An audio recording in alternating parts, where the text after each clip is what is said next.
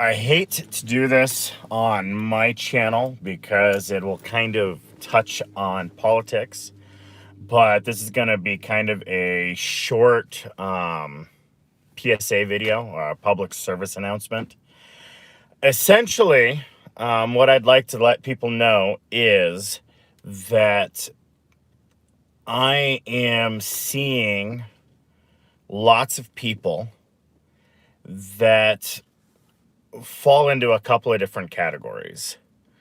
First off, you've got the people falling into the category that are saying, I'm young, I'm not going to get sick, I'm not going to have anything happen to me, and everything's just going to be great because I'm going to be fine.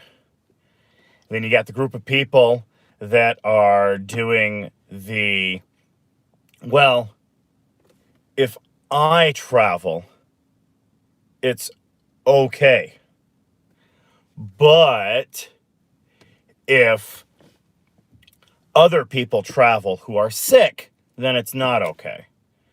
And so it's kind of interesting that in reality, those two people are falling under the same category. I mean, I've got someone who, yes, they're getting stir crazy because they've been home now for 2 weeks, but they're talking about driving into 2 other states to get to visit someone because they're not working either. So as long as they don't get out of the vehicle, as long as they're just fueling up, when they get there, everything should be fine, and then they'll come back. But what I think people aren't understanding is that it's not whether you will get sick. It's not whether you talking to someone else will get sick. It's, I go like this, I don't know that I was sick, and I touch this, someone else comes by and touches this, and then comes over here and touches something else. Well, they didn't necessarily get sick because they didn't touch their face, but now they just took what was here and put it over here, and then someone else touches this and comes over here and touches something else. And so now this little tiny space is spread throughout the area. And now that person who didn't get sick, who washed their hands exactly like they were supposed to so that they didn't get other people sick, is actually spreading it around so that people are getting sick. And just like Silas says, it's actually over half that don't have symptoms. And those that have symptoms don't actually realize it for up to 5 days after they can already transmit it to other people. So it's kind of interesting when people are talking about stay back 6 feet, stay away. You want to make sure that you're social distancing, which I get it. It's very, very hard. I mean, my job had to shut down because I am in and out of over 100 apartments of people a day, which for me to social distance, not spread, not touch surfaces that other people have touched, even if I'm wearing gloves, wearing a mask, wearing all the protective gear that I need to wear, I'm still shifting, spreading, putting the virus all over the place. So basically what you need to think about during this time, unfortunately, is not me. It's looking at, I saw a chart that says that one person can infect 428 people, or no, sorry, it was 248 people in a month. Of that 248 people, right now, they're saying that 2 of those could die. Now, that one person wasn't sick, and that one person didn't show any signs because they were not sick. However, how this adds up and how this works, which I thought it was kind of funny because I don't see that many people, is that one person talks to 5 people in that day, just 5. Now you take that one person and you add again 5 more. So by the second day, that person talking to 5 is now 5, 10, 15, 20, 25, 30 people. And then on the second day, those 30 people talk to 5 people, and you've got 150 people by day 3. You take it out one more day, 150 people talk to 5 people, you've got 750 people in 4 days. This virus has a 5-day time period where it can stay on surfaces. So we only went to day 4 at 750 people that one person was able to spread it all through.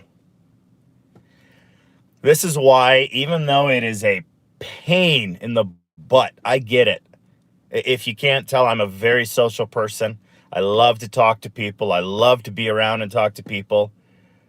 But right now, in order to protect people around me, I've got to have social distancing. I've got to have distance. I've got to have my bubble that protects me, unfortunately. So by doing this, this is what we call flattening the curve. So we take that same person that was talking to 5 people, and now that person social distances by half. So that's 2.5 instead of 5. So that one person does 2.5. We'll round up because that's easier math on me. We'll say 3. So that one person then talks to 3. That's day 2. And then those each talk to 3. So we've got 3, 6, 9, 12. You can see we're already less than half. So we're at 12.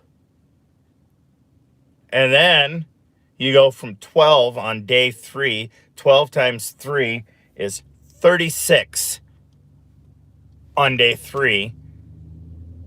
And then, see, I mean, we're already not up into the hundreds, which we were by day 3. We were up to it.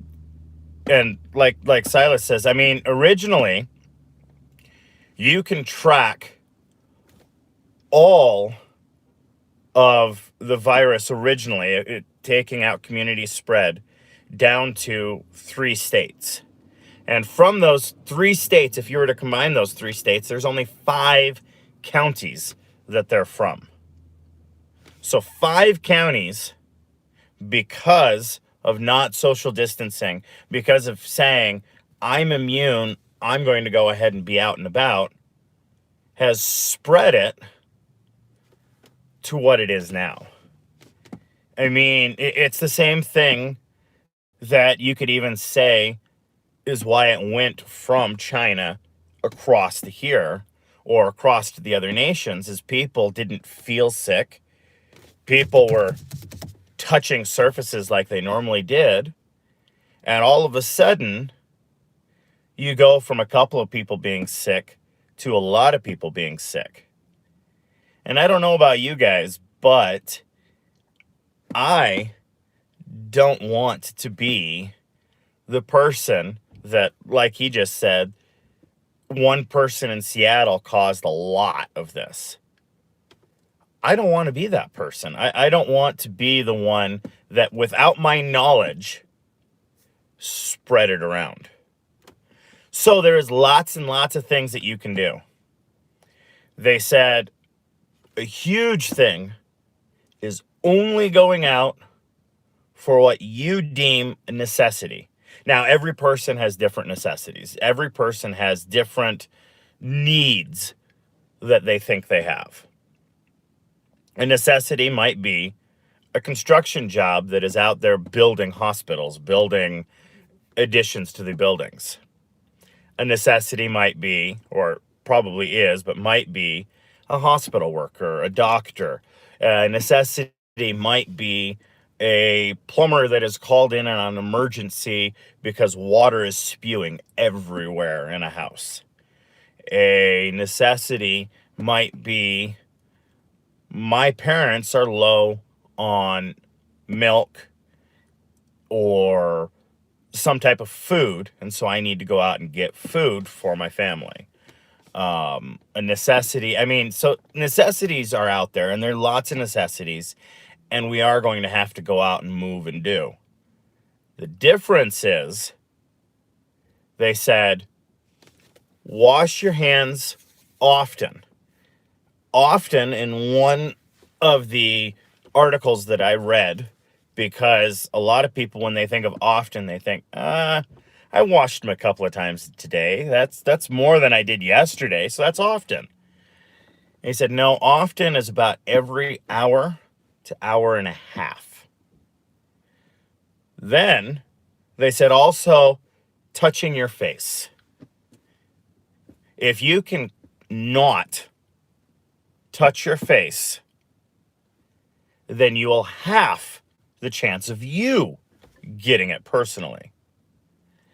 Then if we go on it again and we're just touching at the grocery store what we need, or we're just touching what we need at these other places that we go, and we're taking those extra precautions, that can again do what everyone is saying, which is flatten the curve. Essentially, flatten the curve. All that they're saying is we have a projected amount of people, like I told you with these, one person infects 5 people. That's a curve, because once maximum number of people are infected, it starts to drop. We don't want that curve to get as high as 5 people a day. We want the curve to stay relatively small. Because also another thing that they're saying that are killing people that have the coronavirus is not necessarily the coronavirus itself, but is the other illnesses, the underlying causes.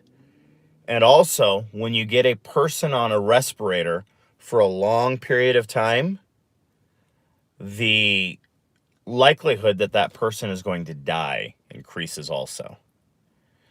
So, I mean, you've got lots of ways to help your community by what everyone is saying, flattening the curve. So, flattening the curve is essential. It is definitely something that we need to do, and we all have a part to play. So, if that means going stir crazy and one person is your designated shopper and that's it, that's it.